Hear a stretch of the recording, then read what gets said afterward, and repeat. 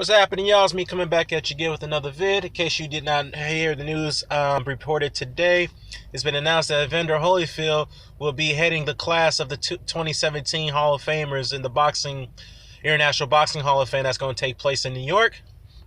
And who also joins him is Marco Antonio Barrera. We all know who he is. And Johnny Tapia, the late Johnny Tapia, God rest his soul, rest in peace. And the non-combatants, who's been selected is Jerry Roth, who's a judge, Steve Farhood, who's a broadcast announcer, and Barry Tompkins, who's also a legendary broadcast announcer as well. So, Evander Holyfield. Now, we don't need to go into any details about Evander Holyfield. Anybody, even casual, knows who Evander Holyfield is and what his career was all about.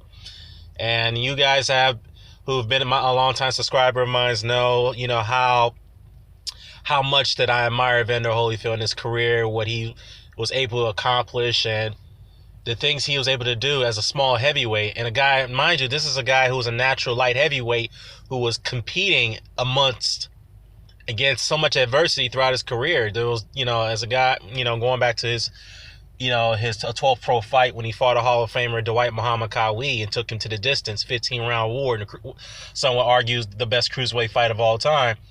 Beat him to capture the world title.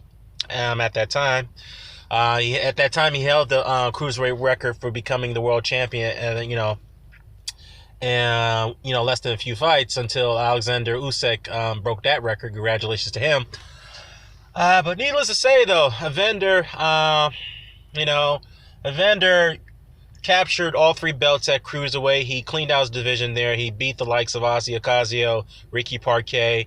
He rematched with Qawi, knocked him out. This time instead of going the distance against him, he beat Carlos De Leon, who was the first recognized cruiserweight champion of the world, who had 10 successful title defenses and was a 4-time reigning champion there.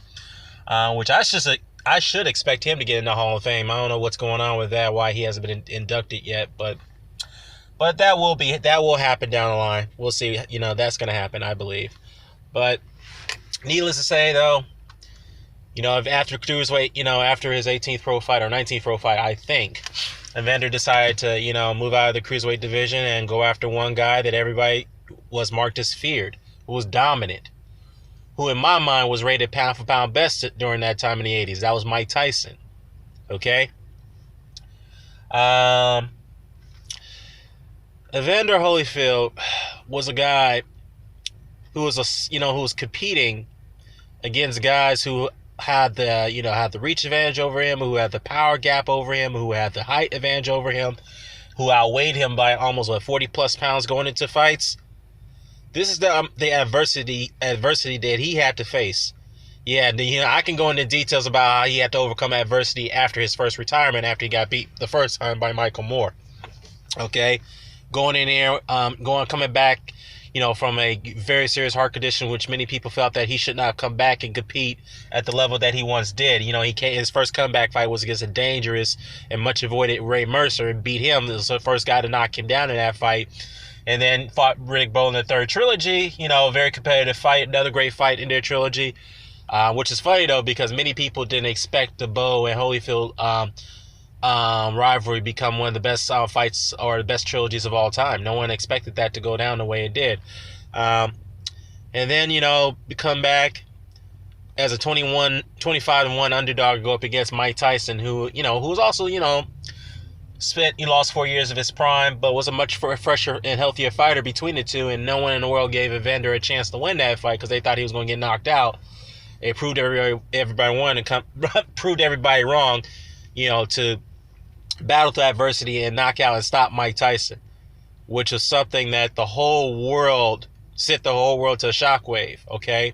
Which in my mind is one of the biggest upsets in history, okay? And what people don't know is that Evander is the only heavyweight to capture the unified heavyweight title 3 times or more. Well, he did it 3 times to be exact, but no other heavyweight has done it. Muhammad Ali's done it twice, but let me see. Muhammad Ali did it. Let me see. His first reign, he beat Sonny Liston. He lost 4 years of his prime. He came back. He won it from George Foreman. Then he came back. Then he won it back from. Well, the difference is he would have been a third-time unified champion if Leon Spinks wasn't stripped of the WBC title, which ultimately went to Ken Norton. So, yeah, Evander actually is the only guy in the heavyweight history to hold the unified titles on 3 or more occasions.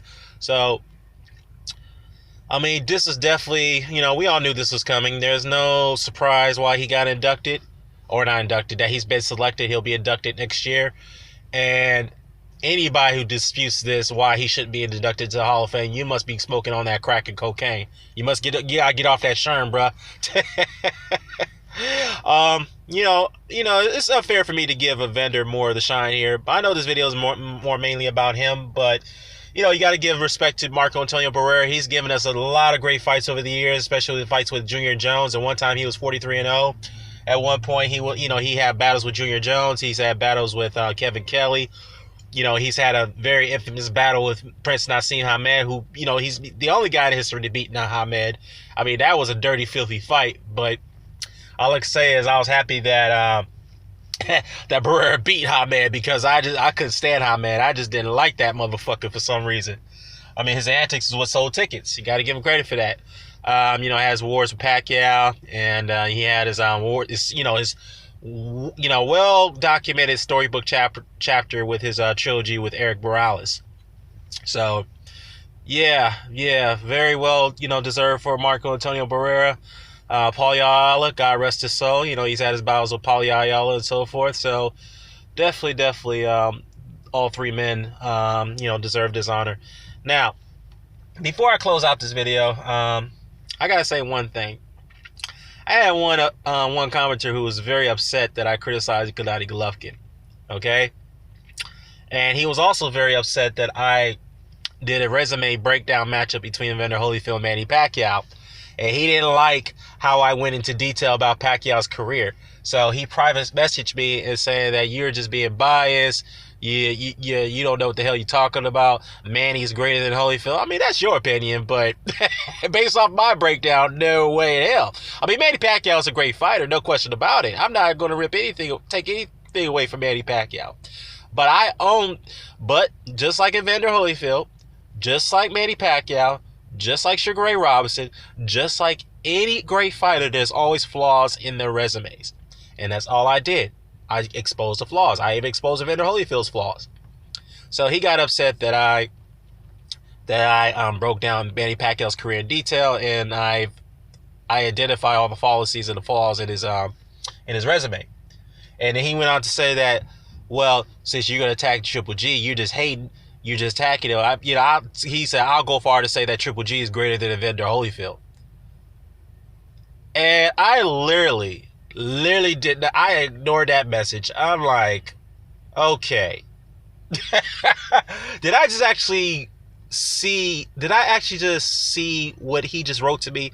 That he went on to say that Gennady Golovkin is greater than Evander Holyfield? Hey, trust me, I'm not making this up, y'all. I'm serious. He private messaged me and told me this, and I'm like, okay, man. I'm gonna save my response for this video right here, okay? Because he had messaged me about a few days ago, and it's kind of coincidentally that Evander Holyfield gets selected to the Hall of Fame for next year. I'm gonna say this to that messenger, okay? First things first. Do not make me. This is a warning, okay? Do not make me do a resume breakdown on Gennady Golovkin versus Evander Holyfield, because if you send me another message like that, I swear to you, I will tear Golovkin's resume apart. And I respect Gennady Golovkin. I really do. Okay? But I have a little bit of respect where I say, you know what? I'm not going to go there. I'm not going to break down his career and his resume until it's pretty much concluded. Okay? I'm not going to do that. But this is a warning. Do not come on my channel and do not say that Gennady Golovkin is greater than Evander Holyfield. Because if you make that comment, that goes to show that you're not a boxing fan. You have your opinion, but that goes to show that you're not a real boxing fan if you're going to say that. I'm just being honest, okay? Yeah, Gennady Golovkin is greater than Evander Holyfield.